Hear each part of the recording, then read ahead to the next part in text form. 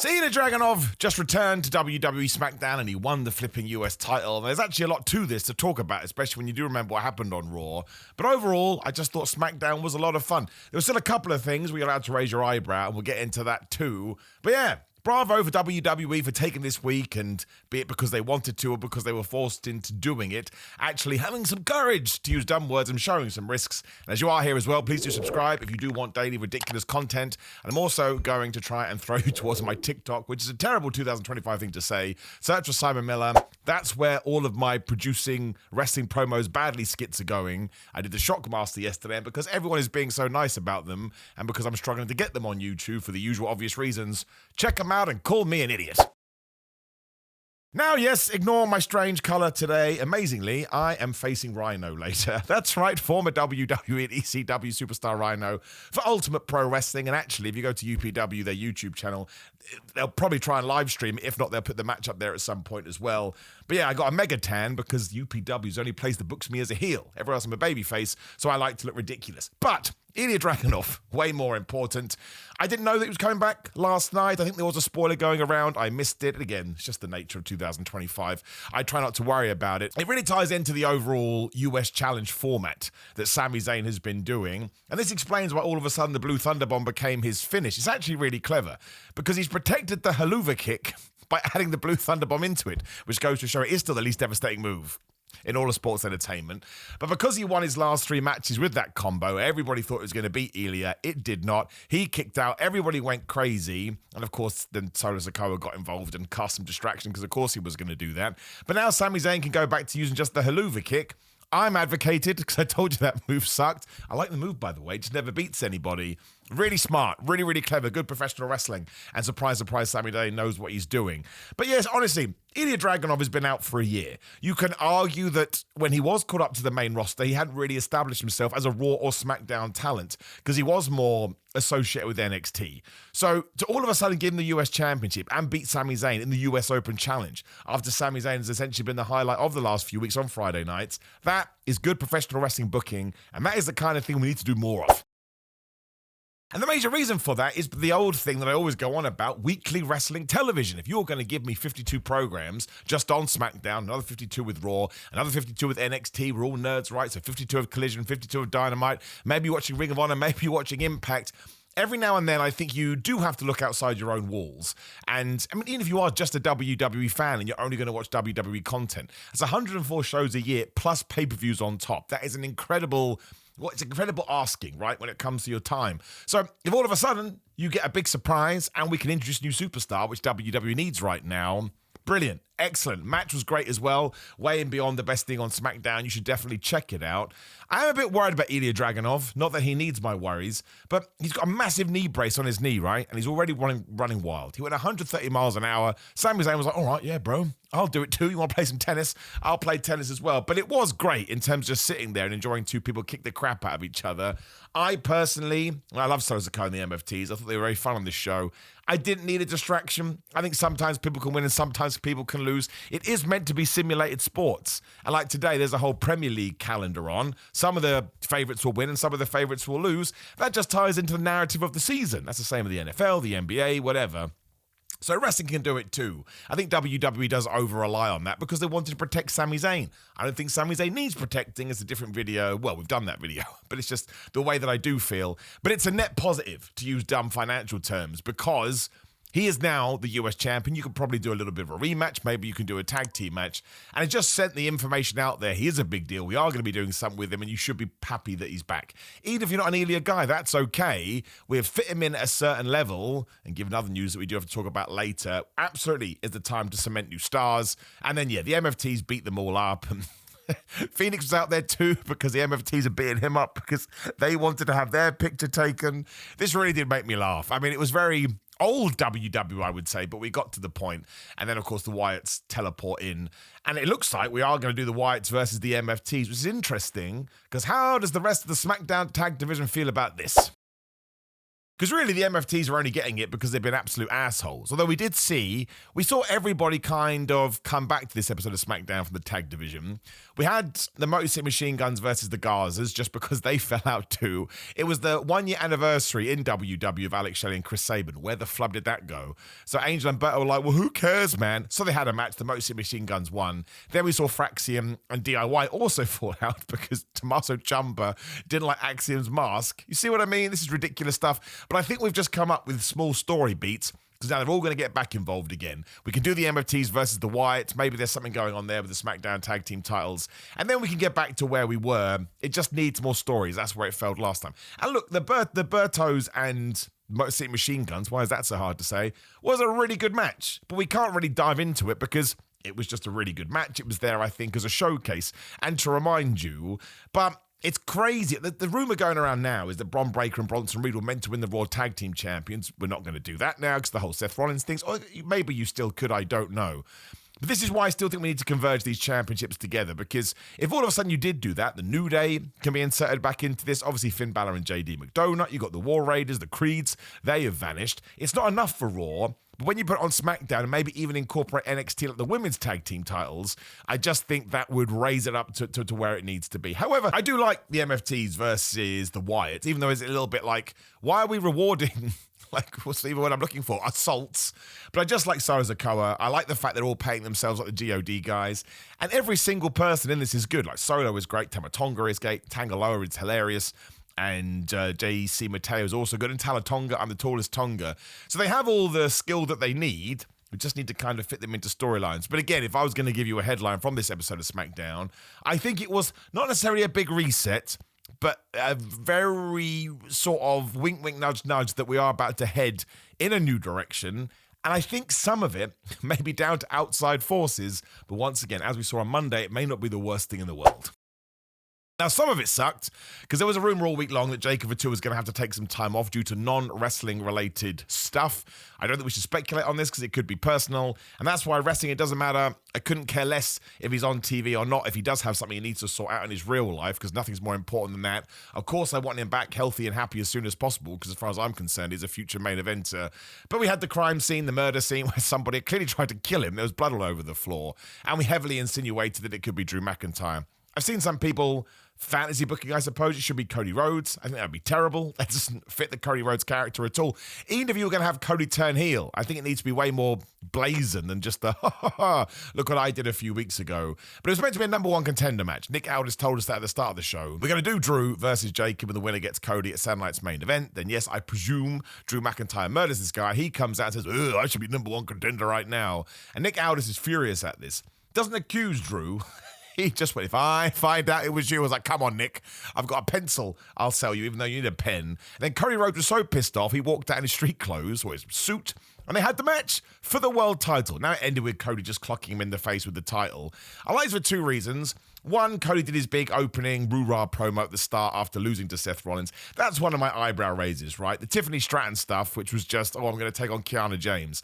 And Cody Rhodes mentioning Seth Rollins, then instantly moving on. It just sucks, man. And the build-up to all of it was good, but he just hit this dead-end stop so fast. Just don't do it for the Crown Jewel Championship. It's not like it means anything. And that pay-per-view was really good. It's neither here nor there. But this just meant we went right into it. Jacob Fatu's going to go away. Drew versus Cody's happening as Sandlight's main event. I find it perplexing that Randy Orton isn't on this show. There's always that one guy that says, you're not being patient enough. Well, my patience is done, right? Now, there is a crazy universe where Randy Orton is the reason Cody Rhodes loses the belt at Sandlight's main event. I think that needs to happen. I don't think it matters if Cody Rhodes loses the championship right now. It's not like anybody is going, oh my gosh, WWE's on fire and we could just sort of ride the wave. No, it's the opposite way. And I think a lot of people are like, I wouldn't mind something new. Hence the Seth Rollins injury, even though that sucks and I hope he's okay. Potentially lighting a fire under Raw. And the Jacob Fatu thing may be doing the same thing here as well. Just in the sense, you could have Randy Orton screw over Drew McIntyre. That's not right. Randy Orton tried to screw over Drew McIntyre. Cody Rhodes takes the blunt, wink, wink, nudge, nudge. They then go into their program. Drew McIntyre is a champion. No idea who he would face. I guess it could be a Sami Zayn. Maybe that's why we took the title off him here tonight as well. We're going to elevate him. Always crazy when someone loses a mid-card belt and then they're in the world title scene, but it's happened time and time again. We can't stand on ceremony here, Mr. Wayne. Cody can feud with Cody versus Randy Orton, as far as I'm concerned, although I think a lot of people don't agree with me, which I get, totally cool. You can drop me a comment down there and subscribe when you're hanging around too, is that they just don't think it's that big of a deal. I do, because I don't think they've done the big program when they talk about their past and they have the insults and they mention AEW, but sort of covertly to get all the nerds like you and I going mad. And sure, you don't need a championship for that. The only thing is, if we do it now, by the time we get to April, I think it should be CM Punk versus Cody Rhodes for some sort of world championship. I mean, maybe CM Punk is the champion by then. It's Cody Rhodes going after him. And everybody switched brands. I mean, you just do not know. But Drew McIntyre losing after he lost at wherever the flub they fought before, whatever before Crown Jewel was. I can't even remember as I pull a weird face.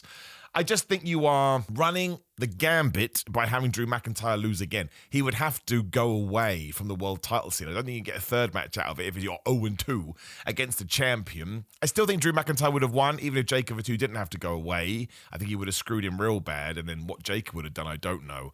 But why can't we have Cody lose the belt to Drew McIntyre? Like, why not? Because he only just won it back at SummerSlam? So, you should never book something or not book something based on time or when you did the change. You should book it based on feel and what the fans are saying and what you believe is going to serve the story best. And if you do the Randy Orton thing, that makes sense, doesn't need a title. Drew winning the belt properly gets him back to where so many people have said he should be for ages.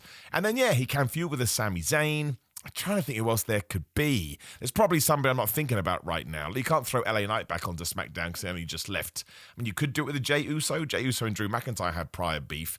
But I think WWE for the latter part of the year, especially, I mean, it's difficult to talk about the ratings at the moment. I mean, ratings don't matter anyway for your own enjoyment. But I'm talking about from a WWE creative perspective, that is what's going to fuel whether or not they will change who's at the top and who's doing this.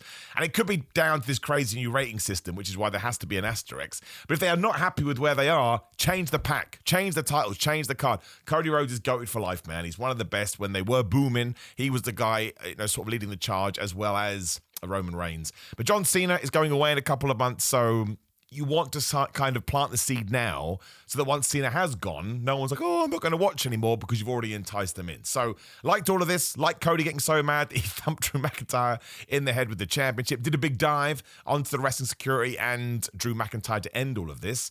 And now, yeah, something big, even if it's not Cody losing the belt, something big has to happen between Drew and Cody. And I rarely say this, it's actually one of those matches, this is why it's annoying when WWE does it so much, that is a match where you should have shenanigans. I think it's calling out for it. It's just a shame that there's shenanigans all over the show. Because they were saying for the women's tag team match, which I did enjoy a lot, Charlotte Flair and Alexa Bliss taking on Sol Ruka and Zarya. Very similar to Ilya Dragunov. We're telling the main roster audience, these two were great. I think we should just call them up now. Why the flub not? But we had Blake Monroe in there because she was casting distraction and falling out with the NXT guys because they're all going to have a match soon on whatever the Halloween Havoc? No, that's not right. Whatever the next NXT pay-per-view is. Given that we did the Solo Sikoa one in the Sami Zayn match, I didn't think you need to do it here. And surely one day a wrestler's going to go, well, I saw another person of mine, a colleague, if you will, get distracted, so maybe I won't be distracted, but no, they're always distracted. They can't help themselves. It's like a drug. But that's neither here nor there. These are minor details because Sol Ruka looked great, hit a Snow Snatcher, Alexa Bliss broke it up, so that protects that finish. At one point, Alexa Bliss did this Hurricane Rana, and Zarya caught her and held her in the barricade. That was terrifying. I mean, it was a great spot. They saved it, but at one point, I thought they were going to collapse on the floor, although you kind of want that sort of wibbly stuff in your belly because it makes it more realistic. Charlotte then applies the figure eight after Blake Monroe did her thing and Sol Ruka has to tap out. I really hope we can do more with the Women's Tag Team Championships. I sometimes feel like I'm on an island by myself with this. I just think they're always really good together and we've really kind of unfocused them recently to the point we're not talking about the friends of convenience or the allies of convenience. We're not having the big hug in the ring where they finally go, we're friends now. We're just not really telling stories with them and they just turn up and have matches. I hope we can kind of muck around with that as well and mix it up because I like those women's tag team championships. Most of the time when they are used in the way that you'd want them to be used, or at least concurrently, they find something creative, they find something new. I mean, even when Isla Dawn and who the flub was it? Alba Fire, is that right? Must have been. Held the championships because they won it in Scotland. At least it was something. And it gave you something to sort of go, oh my gosh, it's so nice. Whereas now it's kind of gone to they come and they go, they come and they go. It's the same with the Tiffany Stratton stuff, man. That Kiana Jade segment. She's the women's champion. All we got was, and I like you, well, I don't like you either. We're going to have a next match week, and then Julia's kind of hanging out in the background playing Nintendo, whatever the flub she's doing. Tiffany Stratton needs a proper feud, right? Ironically, it should be Stephanie Vaquer, but we can't do that because that was just for Crown Jewel. Also enjoyed the Alistair Black and Zelina Vega coming together. They are officially a pairing. They were talking about poison and infections and sounding like crazy people. But Alistair Black didn't necessarily need something, but I think it benefits him. And Zelina Vega absolutely needed something. I would hazard a guess that Damian Priest and Lola Vice, I think he dating maybe, is the rumor. You can do that tag team match. Again, call her up as well. There's all these rumors that a bunch of people are going to be called up. If they're ready, give them a go. And listen, it worked with everybody else that we've done this with. Why not do it with them as well? You probably have to wrap that feud up at some point. And I do feel like we've called off Damian Priest a little bit. I would like for him to be heated up as well. But it's kind of the same with Alistair Black. So I think there is something to this. I mean, it's interesting. And the promo they cut was fun, if nothing else. And otherwise, it was just Solo Sikoa running around with his boys, just beating everybody up. But I thought overall it was a decent episode of SmackDown. Again, I think we planted seeds here that we'll see pay off and grow in a few weeks' time. That makes it go, all right. And who knows what's true and what's not true, right? We all need to put an asterisk on this stuff. It does sound like WWE is trying to be more creative when it comes to SmackDown, and it's needed it. There was a time a few weeks ago, or a few months ago, I should say, where it was a little bit wishy-washy, whereas the last few weeks have been really good. I think this one took a level up again. I know there's a story out there that WWE may be using an artificial intelligence to write storylines. I don't know if it's true or if it's not true. I can tell you straight away, I don't like that idea at all. Aside from the big conversation about AI, the coolest thing about writing a wrestling storyline is it comes from a creative mind that has history already stored in their brain, and they can try and come up with new ideas. I don't think AI is going to come up with that. In fact, it would probably suggest, why doesn't somebody hump a dead corpse after you pretend a big giant murdered somebody in a car? Not really my cup of tea back in 2002. Absolutely not my cup of tea now. Have to be very careful how we talk about that storyline because videos get flagged. Anytime I've mentioned it and I try and be as direct as possible, I always go, yeah, this is not suitable for kids. The video gets destroyed, so we won't do it again. Good episode of SmackDown, and mostly watch the Ilja Dragunov versus Sami Zayn match. You can probably catch up most of the highlights from the main event, and yeah, that's probably the biggest takeaway, aside from Ilja Dragunov being the brand new US champion, which is really cool. It is Cody versus Drew. That is where we are super going into. I think Drew McIntyre's got to win, but I'm happy to be proved wrong. And actually, I would like you to do that in the comments below, right? Give me some ideas about what we could do here, and give me some ideas of what you would like to see. I know Drew McIntyre has a big following on the internet, and obviously Cody Rhodes in the live arenas has a huge one as well. But does it really matter if we take the belt off Cody Rhodes? I don't think it does. I really, really don't. I think he has established himself now, two-time champion, and even though SummerSlam was August, so we're talking about a couple of months, especially when SNME does go down, I don't think it's a problem. I would say the counter argument is we're going to have to change the Men's World Heavyweight Championship on Raw, so maybe it's not the time to do it right now. But then where does that leave Drew? And where it leaves him in no man's land, we wait and see. When you are down there, please do like the video, share the video, and subscribe. Click the video on the screen, which is me predicting Wrestle Dream, which is going to go down tomorrow. Apologize for all the spam that happened on Friday morning. I had a YouTube glitch. Listen, it doesn't serve me well either, because I had to go unlist a bunch of videos that I will put up at some point, and you won't get notified about it because you already received the notification.